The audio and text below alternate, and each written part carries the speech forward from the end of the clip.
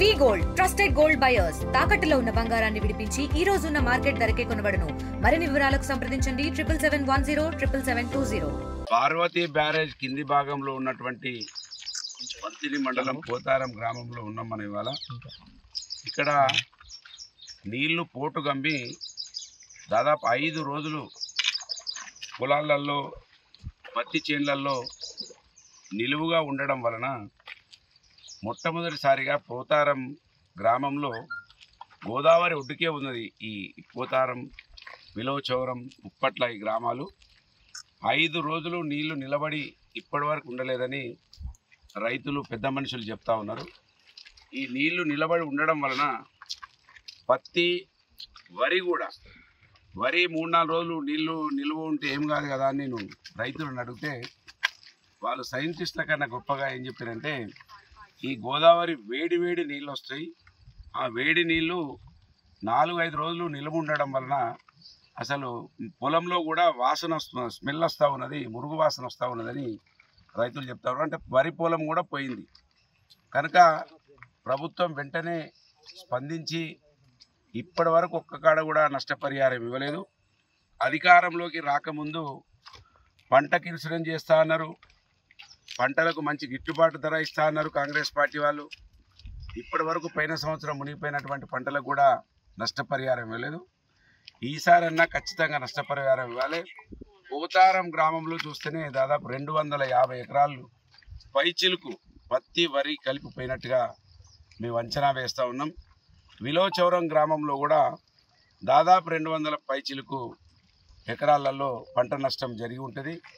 వెంటనే manifesto committee chairman మంతిని ఎమ్మెల్యేనే ఉన్నాడు కనుక, మంతిని ఎమ్మెల్యేనే ముఖ్యమంత్రి గారికి అతి సన్నిహితంగా ప్రతిరోజు ఆయనతోటి కలిసి ఉంటా ఉన్నాడు కనుక ఆయనకు ఓటేసినటువంటి రైతులను ఆదుకోవాలని డిమాండ్ చేస్తూ ఉన్నాను. ఇప్పటికైనా కాంగ్రెస్ పార్టీ కళ్ళు తెరిచి, మా తిరుపతి అన్న అంటా ఉన్నాడు, ఈ ఎస్ఆర్ఎస్పీని కూలగొడితే అయిపోతుంది కదా, ఏ బాధ ఉండదు కదా అని అంటా ఉన్నాడు. అంటే నవ్వుకుంటా ఉన్నారు. ఇవాళ ఇప్పటికైనా ఆ సిరిపురం బ్యారేజ్ గేట్లను కిందికి దించి ఎండాకాలంలో ఆ నీళ్లు మాకు ఉపయోగపడే విధంగా గ్రౌండ్ వాటర్ ఎప్పటికి కూడా స్టేబుల్గా ఉండేటట్టుగా, ఎందుకంటే గ్రౌండ్ వాటర్ 800 ఫీట్ల నుంచి 200-300 ఫీట్లకు పైకి వచ్చినాయి నీళ్లు. మళ్ళీ మొన్నటి ఎండాకాలంలో మేము చూస్తే దాదాపు మళ్ళీ 800 ఫీట్లకు కిందికి పోయినాయి నీళ్లు. కనుక ఈ బ్యారేజ్లో నీళ్లు ఉండడం వలన నీళ్ళ గ్రౌండ్ లెవెల్ వాటర్ పెరుగుతుంది, మత్స్య సంపద ఉంటుంది. మత్స్య సంపద ద్వారా మా ముదిరాజులు, బెస్త బిడ్డలు గొప్పగా దాని ద్వారా ఉపాధి పొందుతారు. ఈ బ్యారేజీలలో మేము ఆ రోజు ఇక్కడ వ్యవసాయ భూములు పోయినటువంటి వాళ్ళకు కూడా వాటా ఇవ్వడం జరిగింది. అంటే రైతులు కూడా ఆ చేపలను పట్టుకోవచ్చు. ఏ గ్రామంలో ఉన్నటువంటి రైతులు ఆ గ్రామంలో కూడా ఈ గోదావరిలో చెరువులలో పట్టడానికి లేదు, కానీ ఈ గోదావరిలో ఈ బ్యారేజీలలో పట్టుకునే ఒక జీవో ఇచ్చిన మేము. కనుక గ్రామాలలో ప్రజలు కూడా ఉచితంగా చేపలు తినే అవకాశం ఉంటుంది. కనుక ఇప్పటికైనా కాంగ్రెస్ పార్టీ మంత్రి నియోజకవర్గ శాసనసభ్యుడు దుద్దిల శ్రీధర్ గారు కళ్ళు తెరిచి ఈ బ్యారేజ్ గేట్లను దించాలని డిమాండ్ చేస్తున్నా. ఈ పంట పొలాలను ఇమ్మీడియట్లీ సర్వే చేయించి వాళ్లకు ఖచ్చితంగా ఎకరానికి 25,000 రూపాయల నష్టపరిహారం ఇవ్వాలని డిమాండ్ చేస్తున్నా. రైతుల పక్షాన విజ్ఞప్తి కూడా చేస్తున్నా, ఆదుకోవాలి. ఎందుకంటే ఇంత పెద్ద పదవి మీకు, ఈ ప్రజలు ఓట్లేస్తే మరీ ముఖ్యంగా రైతులను నమ్మించారు మీరు.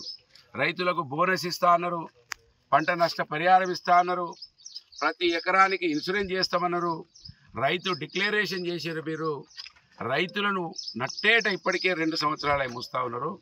ఇప్పటికైనా రైతులను ఆదుకోండి. రైతులను ఎప్పటికైనా ఈ దేశానికి అన్నం పెట్టేవాడు రైతే కనుక, రైతు మంచిగా ఉంటేనే రాజ్యం మంచిగా ఉంటుందనే సామెతలు ఇప్పటికి కూడా మన కళ్ళ ముందట మెదులుతూ ఉన్నాయి. కనుక ఈ కార్యక్రమాన్ని తీసుకోవాలని మంత్రి ఎమ్మెల్యేలకు సూచన చేస్తూ, విజ్ఞప్తి చేస్తూ, డిమాండ్ కూడా చేస్తూ ఉన్నాను. ఇది అమలు జరుగుతుందని. లేకపోతే ఖచ్చితంగా అంశాల వారీగా మా పోరాటాలు ఉంటాయి, పోలీసు అణచివేతలకు, పోలీస్ భయభ్రాంతులకు మేము ఆ రోజే భయపడలేదు. 2009లో ఒక మనిషిగా ఒక వ్యక్తిగా ఉన్నప్పుడే భయపడలేదు. మమ్మల్ని కేసులు పెట్టి అణచివేసే ప్రయత్నం చేయకండి. ప్రజల పక్షాన మేము వినిపించేటువంటి మా వాస్తవ విషయాలను గమనించండి. మేము వాస్తవాలు చెప్తే వాటినే మీరు దృష్టిలో పెట్టుకోండి అని ఈ సందర్భంగా గుర్తు చేస్తూ, మరి రైతులకు ఖచ్చితంగా ఈ మట్టిలో పుట్టిన బిడ్డగా, స్వయానా రైతు కుటుంబంలో పుట్టిన బిడ్డగా ఎప్పుడు ఏ అవకాశం ఏ సమయంలోనైనా మీకు అవసరం ఉంటే అప్పుడు మీకు అందుబాటులో ఉంటానని హామీ ఇస్తా ఉన్నాను. మాకు ప్రతి 2 సంవత్సరాలకు ఒకసారి ఈ గోదావరి పరివాహక ప్రాంతంలో సిరిపురం కాడ నుంచి మొదలు పెడితే కాన్సాయిపేట వరకు గుంజపాడిగా, పోతారం, విలోచవరం, కాన్సాయిపేట, బట్టువెల్లి ఇవన్నీ గోదావరి బెల్టెంబడి మేము తీవ్రంగా పంట నష్టపోవడం జరుగుతుంది. మాకు అప్పుడో ఇప్పుడో గతంలో కూడా కాంగ్రెస్ ప్రభుత్వం ఉన్నప్పుడే మాకు నష్టపరిహారం కూడా ఎంతో కొంత ఇచ్చిండ్రు. 10 సంవత్సరాలు టీఆర్ఎస్ ప్రభుత్వం ఉండి ప్రాజెక్టుల కింద ఎప్పుడు మునినా కానీ మాకు ఒక రూపాయి కూడా ఎప్పుడు ఇవ్వలేదు. ఈసారి కూడా మా కాంగ్రెస్ ప్రభుత్వం మమ్మల్ని అందరినీ కూడా ఆదుకోవాలని నేను ఒక 50 ఎకరాలు పొలం పెట్టిన, ఒక 30 ఎకరాల వరకు నాకు ఏం లేకుండా పోయింది.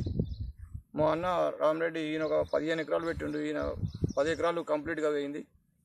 ఈ విధంగా మేము ఎప్పుడు నష్టపోతున్నాం కాబట్టి మాకు ఎప్పటికీ ఏ ప్రభుత్వం వచ్చినా మేము ప్రభుత్వాలను ఆధారపడి అయ్యో మాకు ఎవరు వస్తారో ఏమి ఇస్తారో ఎదురు చూడకుండా మాకు ఒక చట్టం తయారు చేయాలి. ఈ గోదావరి వెంబడి ఎప్పుడున్నా కానీ మాకు పంట నష్టం జరిగినప్పుడు ఇన్ని వేల రూపాయల ఎకరానికి ఎంత అనేది ఒక చట్టం, ఒక ఏదైతే ఇప్పుడు ఈ బిల్లు ఆ బిల్లు అని అసెంబ్లీలో పెట్టి చేస్తున్నారో అదేవిధంగా మాకు కూడా ఈ గోదావరి ఏదైతే గోదావరి బెల్టెంబడి మాకు కూడా ఒక జీవో తీసుకొచ్చి ఎప్పుడు మా గోదావరి మురిగినా కానీ ఇంత నష్టం పరిహారం పంటకు కట్టియాలని మాకు సరైనటువంటి పద్ధతిలో ఉండాలని అనుకుంటున్నాం. ఇంకొకటి ఏంటంటే రైతు ఎప్పుడు కూడా మేము నారు పోసి ఇన్ని లక్షల రూపాయల పెట్టుబడి పెట్టి ఇప్పుడు తీవ్రంగా నష్టపోయినాం. మాకు ఎంత ఇచ్చినా చాలా తక్కువనే. పూర్తి స్థాయిలో మాకు ఎప్పుడు వచ్చినా కానీ ఇక్కడ గోదావరి కూడా ఈ ప్రాంతంలో ఎక్కకుండా ఒక పద్ధతి ప్రణాళిక కూడా చేయాలని మేము ప్రభుత్వాన్ని వేడుకుంటున్నాం. తెలుగులో ఫాస్టెస్ట్ న్యూస్ ఇప్పుడు కొత్త అవతారంలో 5 సెకండ్లోనే పూర్తి వార్తా సమాచారం మీ చేతిలో. సోషల్ మీడియా ట్రెండ్స్ మీ కళ్ళ ముందుకే live TV and voice search ఆప్షన్స్తో ఇప్పుడే డౌన్లోడ్ చేయండి. యాప్ లింక్ డిస్క్రిప్షన్లో ఉంది.